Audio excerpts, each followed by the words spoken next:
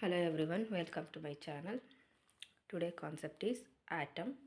Atom ಬಗ್ಗೆ ತಿಳ್ಕೊಳ್ಳೋಣ. Atom ಅಂದರೆ ಕನ್ನಡದಲ್ಲಿ ಪರಮಾಣು ಅಂತ ಹೇಳ್ತಾರೆ. ಪರಮಾಣು ಅನ್ನೋದು ಎರಡು ಪದಗಳಿಂದ ಕೂಡಿದೆ, ಪರಮ ಮತ್ತು ಅಣು.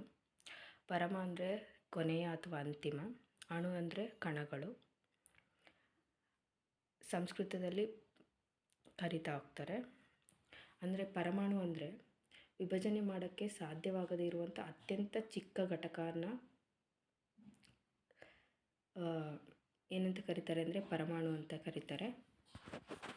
So the smallest unit of N element, ಅದನ್ನು ಏನಂತ ಕರೀತಾರೆ ಅಂದರೆ ಆಟಮ್ ಅಂತ ಇಂಗ್ಲೀಷ್ನಲ್ಲಿ ಹೇಳ್ತಾ ಹೋಗ್ಬೋದು. ಸೊ ಇಂಥ ಪರಮಾಣುವಿನ ರಚನೆಯನ್ನು ನೋಡೋದಾದರೆ ಇದು 3 ಘಟಕಗಳನ್ನು ಒಳಗೊಂಡಿದೆ. ಯಾವುದ್ಯಾವುದು ಅಂದರೆ ಪ್ರೋಟಾನು, ನ್ಯೂಟ್ರಾನು ಮತ್ತು ಎಲೆಕ್ಟ್ರಾನ್ ಘಟಕಗಳನ್ನು ಒಳಗೊಂಡಿದೆ.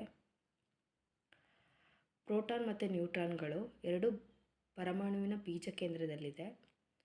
ಅದೇ ರೀತಿ ಬೀಜ ಕೇಂದ್ರದ ಸುತ್ತ ಎಲೆಕ್ಟ್ರಾನ್ಗಳು ತನ್ನದಾದಂಥ ಕಕ್ಷೆಯಲ್ಲಿ ಆರ್ಬಿಟರ್ನಲ್ಲಿ ಸುತ್ತಾ ಇರುತ್ತೆ.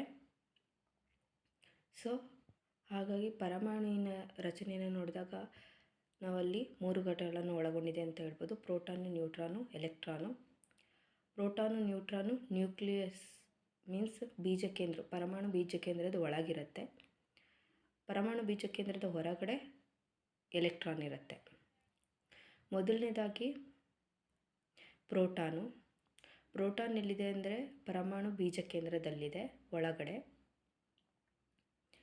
ಸೊ ಈ ಪ್ರೋಟಾನು, ನ್ಯೂಟ್ರಾನ್, ಎಲೆಕ್ಟ್ರಾನ್ಗಳನ್ನು ನಾವು ಚಾರ್ಜ್ ವೈಸ್ನಲ್ಲಿ ಡಿಫ್ರೆನ್ಸ್ನ ನೋಡ್ಬೋದು. ಪ್ರೋಟಾನ್ಗಳು ಧನ ಆವೇಶವನ್ನು ಹೊಂದಿದೆ. ನ್ಯೂಟ್ರಾನ್ಗಳಾದರೆ ನ್ಯೂಟ್ರಲ್, ತಟಸ್ಥ ಆವೇಶವನ್ನು ಹೊಂದಿದೆ. ಎಲೆಕ್ಟ್ರಾನ್ಗಳು ಋಣ ಆವೇಶವನ್ನು ಒಳಗೊಂಡಿದೆ.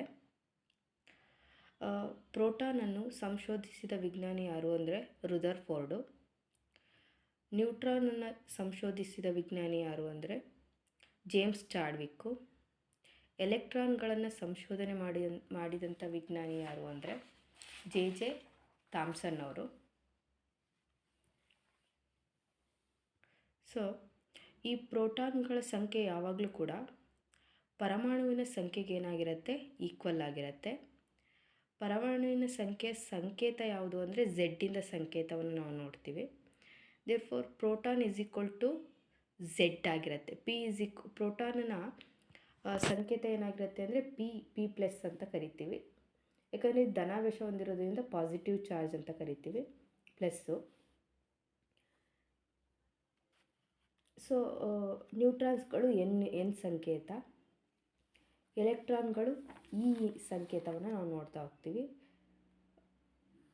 ಸೊ ಈ ಪ್ರೋಟಾನ್ಗಳು ಯಾವಾಗಲೂ ಕೂಡ ಪರಮಾಣು ಸಂಖ್ಯೆಗೆ ಏನಾಗಿರುತ್ತೆ, ಆಟೋಮಿಕ್ ನಂಬರ್ಗೆ ಈಕ್ವಲ್ ಆಗಿರುತ್ತೆ. ಈ ಆಟೋಮಿಕ್ ನಂಬರ್ನ ಸಂಕೇತ ಏನಂದರೆ Z. P is equal to Z ಆಗಿರುತ್ತೆ. Thank you friends.